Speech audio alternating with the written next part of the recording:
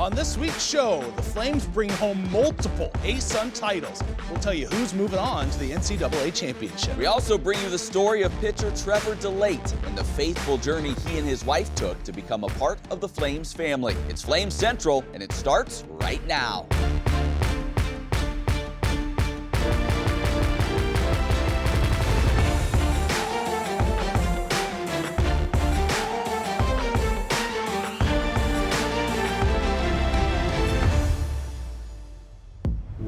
Liberty women's soccer get their crown, and baseball hosts Duke. Hey there, friends. Welcome on into Flames Central. Alongside Matt Warner, I'm Rhett McGibbon.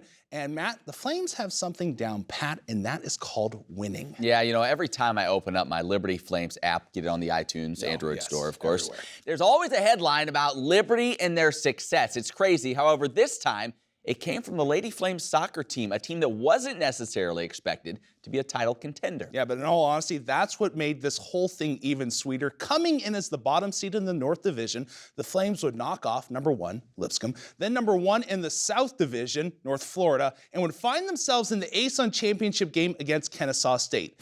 Flames and Owls for a chance to go to the NCAA College Cup, and in the opening 15 minutes, this would be all KSU. Owls would come close to opening the scoring when Kendall Higgs would ring one off the crossbar. Liberty would find their legs in the late stages of the first half, though, with a pair of corner kicks, but at the end of the half, it would be tied at zeros. There would be 13 combined shots in the second half, but nobody could beat the keepers, so we head to overtime, and this is where things got interesting. Meredith King drawing the foul inside the box. That means a penalty was awarded, and McKinley Burkett took the shot, bearing it on the left side, giving the Flames their first ASUN championship and sending them to the tourney for the 7th time in program history. So who would the Flames face? Well, they found that out this past Monday as the team gathered for the selection show. On April 27th at 7 p.m., the Lady Flames will square off versus the Washington Huskies of the Pac-12 in Matthews, North Carolina. This will be the first time the Flames have faced a member of the Pac-12. We caught up with the team to hear about this magical run and get their thoughts on facing the Huskies. From the outside, Liberty women's soccer's run to the ASUN title seemed like a long shot. It scores! McKinley Burkett sends the Liberty Flames to the NCAA tournament. But within the program, they believed that just such a hot streak was a real possibility. At the end of the day, it was just a matter of deciding that we wanted it more and that we were going to play collectively and that we were going to play as a team. But all along, I mean, we were kind of like, why not? Let's do it. And as we got closer and closer, we knew we had it. Through it all, I'll give a lot of credit to our players.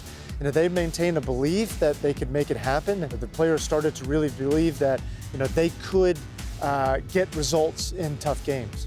Now Liberty's mindset must quickly move from celebration to preparation as they get ready to play in the program's first NCAA championship since 2016. Their focus is now squarely on the Washington Huskies and what they have to do to keep this amazing run going. I think a lot of it is just getting our players back in the mindset that you're playing in something really special and something you can't take for granted. So we want to make sure that their mentalities are such that they're coming into training every day to get better, which has been really good so far this season.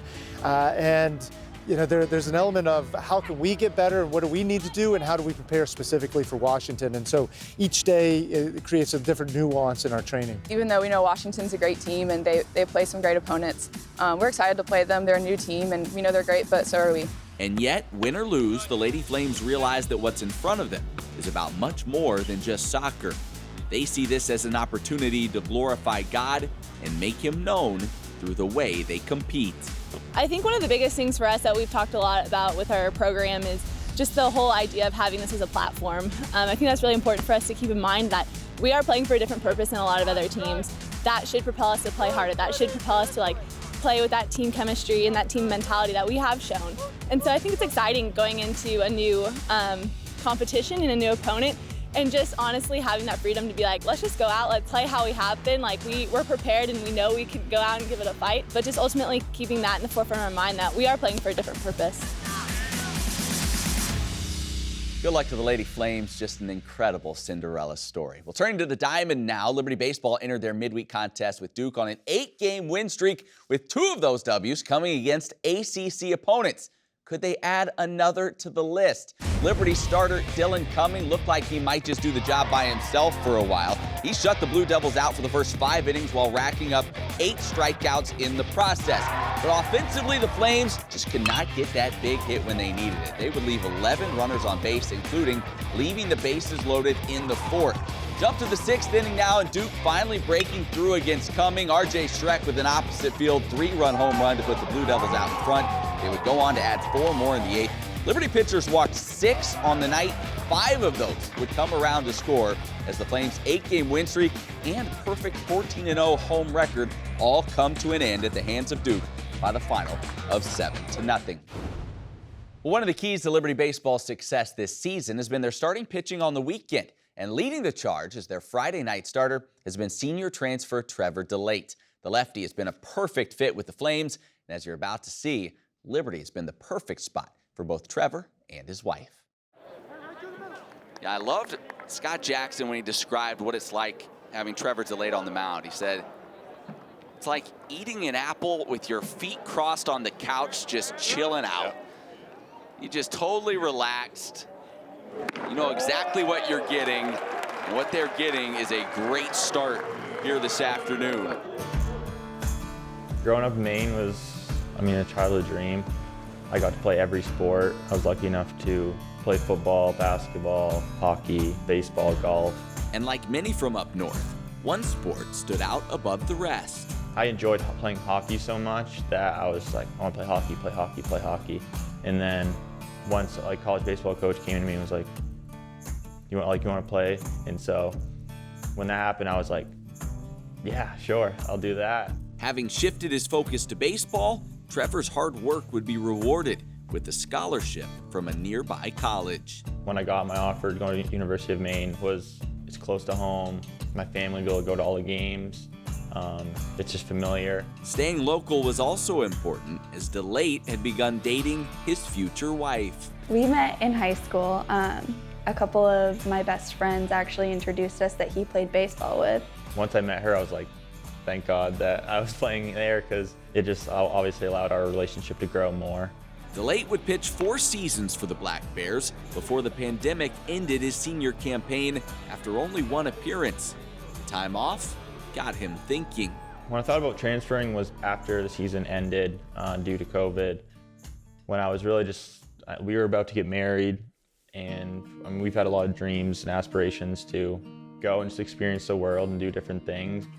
When that happened, we were just like, okay, we have an opportunity to still go and experience the world, and maybe my baseball can bring us somewhere else. One school that came to mind was Liberty University. Some of my best friends went here, and Trevor actually, his junior year, playing baseball at Maine, they came up and played Liberty, and I was able to come and stay with some of my good friends, and I just remember sitting at the game with my friends, and I was just like, how cool would it be if Trevor got to play here? Like, I don't know, just the atmosphere and the community, it was just really cool. Delay showing what he's got in the tank there. You talk about a guy coming in, spinning sliders, and then rearing back for 88, 89. You could see that immediately when you played them, was how disciplined they were, how just truly well-led they were. And so I think that's what I noticed the most. They had fun. They truly just enjoyed the game. So when Trevor talked about transferring, I was just like, all right, like, why don't you reach out to Liberty? And he kind of was just like, just wanted God to lead us where we were gonna go. Trevor had decided not to reach out to schools individually, as he preferred to pitch at a school that showed interest in him. So as the weeks passed and no call had come from Liberty, Trevor made the decision to commit to another school in Florida. But it was then that the phone would ring. I remember I was taking my last final, and Trevor just walked in the room, and he just had the biggest smile on his face, like just glowing. And I was just like, what?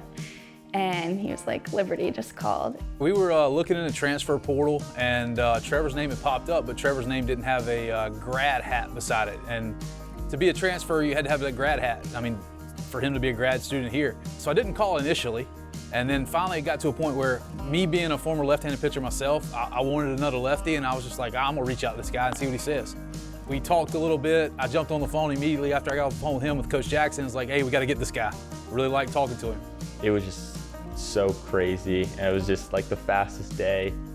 And obviously, I didn't commit for probably a week or two after that, because I was like, okay, it's a door, but is it like what God wants me to do?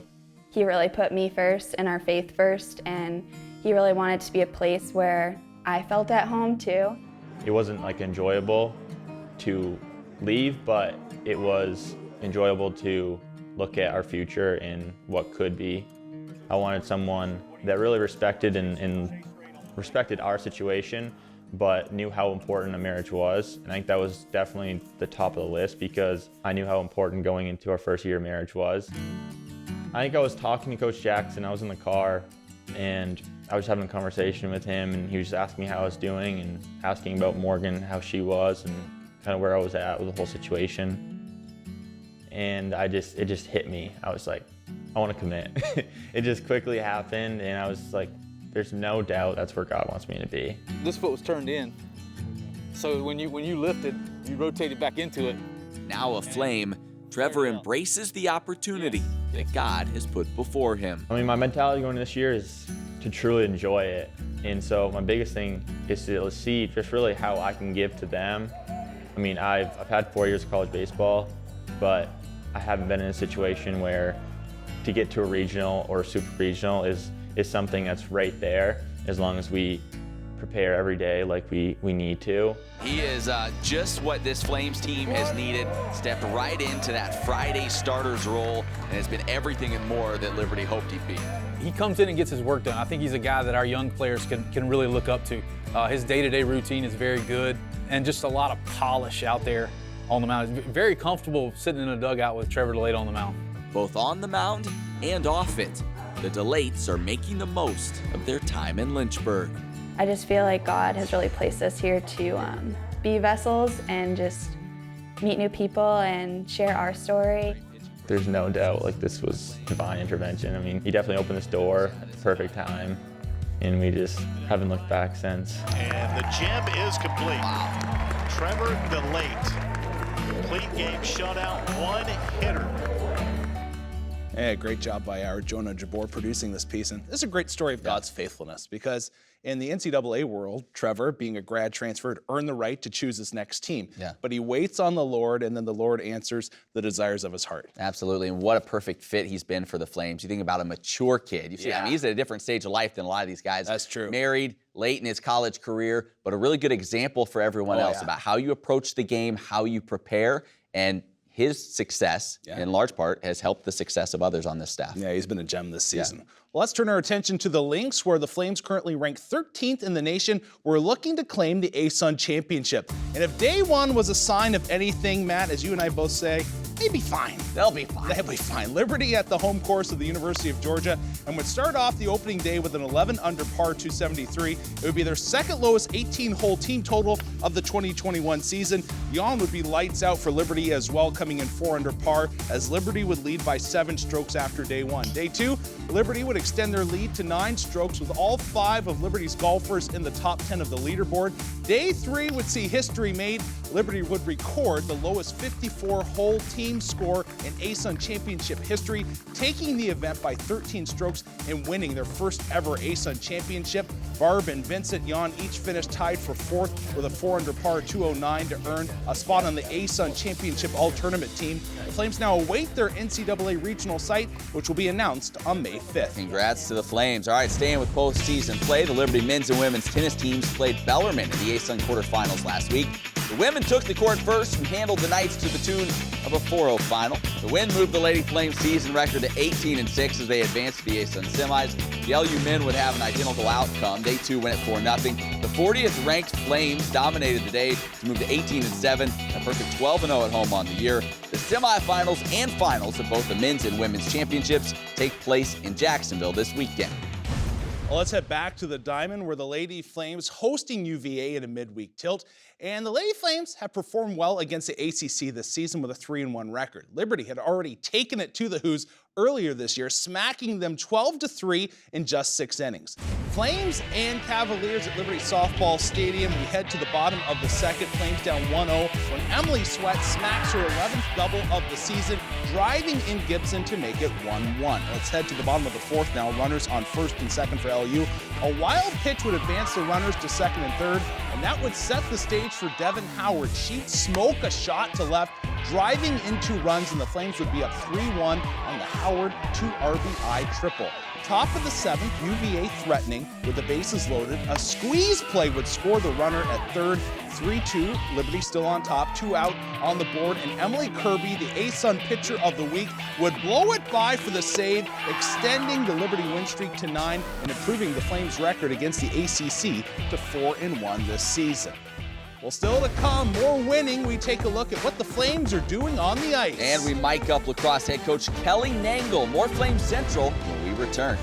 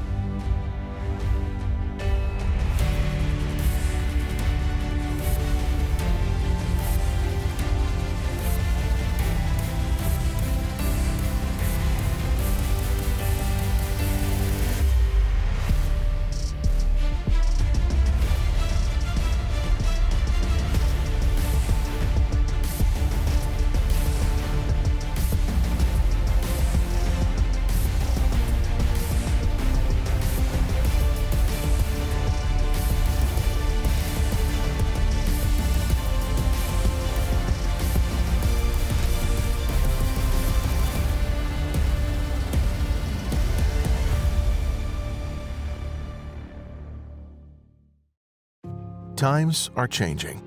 At Liberty, we've made it our priority to grow, to learn, to improve.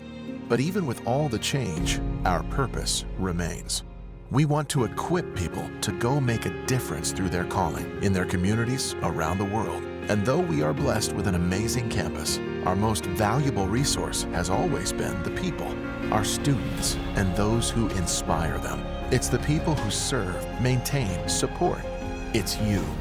What's really important? Not the buildings, not the mountain, not the property, but the young people who use these buildings, who study in these facilities. They are important. No matter what the future holds, we will stay focused on our goal. And the people of Liberty University are how we will continue to carry out our mission. They are the ones who empower us to Training champions for Christ. Champions for Christ. Training champions for Christ. Since 1971, Liberty University has had one mission: training champions for Christ. We've been at this for a while, and in the shadow of the Blue Ridge Mountains, we have grown to be a global force. Today, Liberty runs over 100,000 students around the globe, studying across 15 colleges and schools. And among that, proudly over 30,000 military students and their families.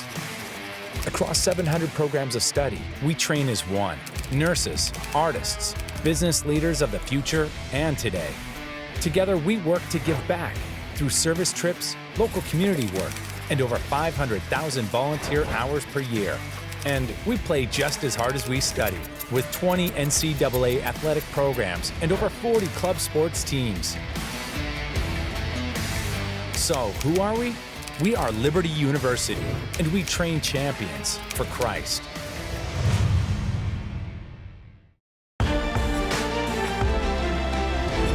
Hey there, friends. Welcome back to Flames Central. 2017 was the last time someone other than the Liberty Flames women's hockey team won a national title. Since that point, the ACHA has been dominated by Liberty, with COVID canceling last year's tournament. The ladies were looking for their 3rd straight title. Flames facing the Lions of Lindenwood. Only loss on the Liberty record belonged to Lindenwood, so this will be a good one. Let's head to the midway part of the first period, where Hannah Jensen trying to cash in on the rebound, but what a save from freshman Tendi Kylie Meggs. Later on in the first, Val Manchek in the slot fires one low to open the scoring. 1-0 Flames. Second period, deep in the frame again. Lions stuck with a tired line on the ice due to an icing call. Val Manchek, second of the game, buries it right off the draw, and that's all the Flames would need. They'd go on to take the title by a score of 3-1. Here's what alternate captain Vanessa DeMerchant had to say about the game and the team's third straight national championship. We knew coming in that Lindenwood was going to give us our best shot, especially after seeing them in the round robin. We knew they were going to come out firing because obviously they wanted it. I'm just super proud of our girls because we showed that we just wanted it more. It's crazy to think that we made history. I mean, we had freshmen come in and transfers that just completely embodied what we represent as Liberty hockey, and just super proud of the way that we were able to come together as a team to continue on our legacy and just keep making a dynasty for Liberty hockey to show that we're here and we're ready to make a name for ourselves. The Liberty men taking on Minot State, the Frozen Four of the ACHA. Early on, both goalies were sharp, with Hunter Verostek coming up large to keep it 0-0 after one. In the second, Flames capitalize on a turnover by Duran. The no-look pass finds Albers, who buries it into a yawning cage for a 1-0 Liberty lead. Mid-second period, the Beavers would answer. Dylan Cassie with a sharp angle shot finds a home Verostek, making it 1-1. Late stages of the second, a controversial goal scored. Kobliansky is tripped in front of the Flames goal, allowing the Beavers to cash in the go-ahead goal. The goal would stand. The refs wouldn't have it. It was 2-1 Beavers. Flames would battle their way through the third, but could not solve Duran in goal. Beavers would add an empty netter and take it by a final of 3-1, ending Liberty's season. Well, turning to lacrosse now, this past weekend Liberty hosted Kennesaw State while also celebrating Senior Day. Now, there's usually a lot of emotions for both athletes and coaches on a Senior Day, and knowing that this game meant a little bit more for the Lady Flames, we decided to mic up head coach Kelly Nangle, and here's the results. The ultimate goal, right, as a senior, that you want to leave the jersey in a better place than you found it, all right? And the people in the bleachers, the people watching at home, are going to see in us how much we love what we're doing, how much we love our seniors, you know? What a way to celebrate them. And I guarantee you, in doing that, we're going to get them another W to add to their stat sheet. You know what I'm saying?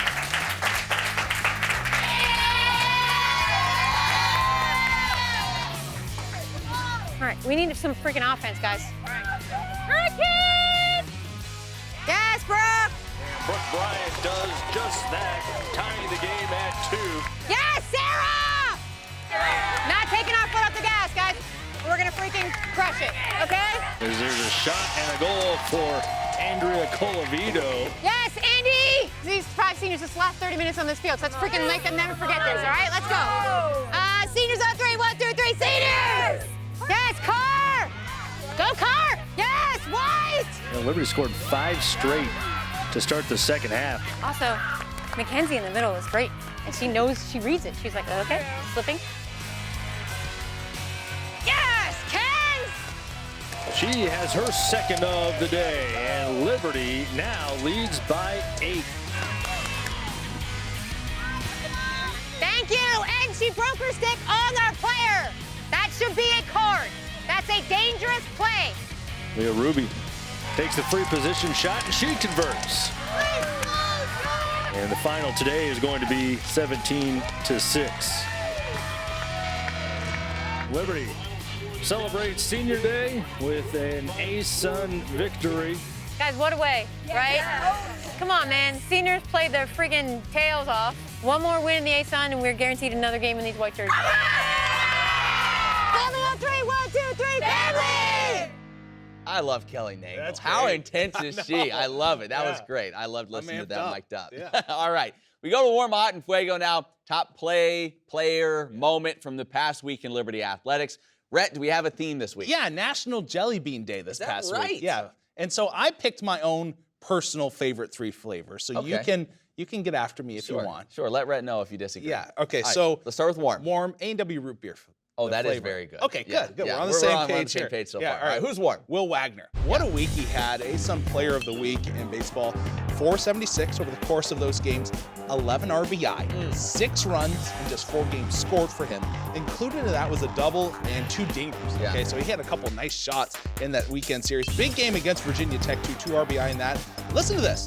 He has had an RBI in 16 of the last 18 games. So that is Big what I time call run producer. production. Yeah. That is great, and I'm sure Coach Jackson just loving the way he's been hitting it so far this season. Yeah, and it helps when you have Betts and Anderson both getting on base like crazy in front of you as well. So they've been getting out there for him to drive them in. So, all right, from warm, we go to hot. Who's your pick here? All right, hot. The jelly bean first. Sizzling cinnamon. Do you like that cinnamon? You know, that is good. Kind of almost like a red hot. Exactly. Yes. Yeah, you gotta like those. Yeah. But when it comes, a hot really could have been in Fuego this week. I got a couple in Fuego categories, and Azularicity Adiocean has just what a been. season. So basically, what this young lady is going to have to do is go to IKEA and buy a shelf because she's got so many awards. She's just going to have to pile them on. Big East Defensive Player of the Year as a freshman. Co-freshman of the year in the Big East. Big East first team selection. And when you think of athletes, sometimes, I don't know why we do this as announcers, we compare them to horses. Like, we're like, he's a workhorse. Yeah. She is a thoroughbred. Like, you look coming in, what she's done as a freshman keeper on this team. And in all honesty, she has taken them, I think, to that next level. Yeah. Just her ability and goal has been that amazing as a freshman. She has taken them to one of the top 5 spots in the NCAA, and we keep saying they could win it. Right, here's a little bonus tip on her. Yeah. So she has 13 different letters in her name. Really? 1 fewer than the amount of goals she's allowed on the season. So I don't know what you like do with it. that, Yeah. but an interesting fact nonetheless. Yeah, thank Share it you. with your friends. All right, finally in Fuego, the jelly bean and the athlete. Yeah. Who's top? Pina colada? Do you like? No, can't do Oh, it. I This do is where like we pina this is where we colada. All right, disagree. we part All our right. ways. Yeah. This is a situation. It's the PK sending women's soccer onto the NCAA tournament. I want to give a little love here to Meredith King. Check out the move. The back heel kick, driving in, gets taken down. Huge. That sets up the penalty. Give her some love. And then coming in, McKinley, ice water in her veins. Think of this, biggest shot in her lifetime. Yep. And she drives it left side. Check out the goalie after this. I feel bad for her, but she not pleased. How could you be? Yeah. Season's over. And then just like that, ladies moving on. A great Cinderella story. It certainly is. All right, still to come, we introduce you to one of the newest members of the Liberty football team. That's straight ahead on Flame Central.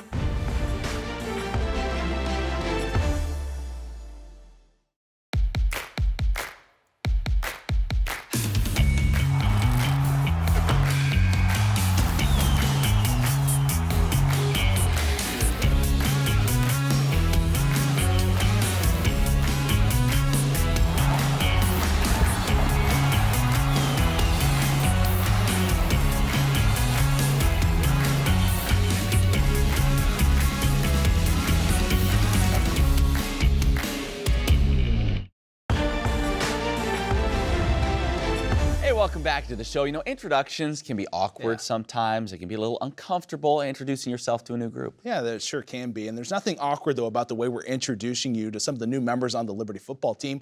We do it through a little segment we call Take One. My name's Andrew Adair. I play offensive line, and I'm from small town Fauquier County in Warrenton, Virginia. My major's exercise science. I want to be a strength coach, just like from back home, Coach Chandler at C4 and Coach Woods at Kettle Run High School. They inspired me. Most impressive, I can bench 405, squatting close to 600. The coach is the home feel. It's in state, just everything about it, the mountain backdrop, the facilities, the coaches, it just felt like home. I'm a leader. I'm someone any of my teammates can lean on if they need just someone to talk to, or I always got their backs. I love fishing. I'll fish anytime, anywhere. I don't care if it's 30-some degrees, I'll go fishing.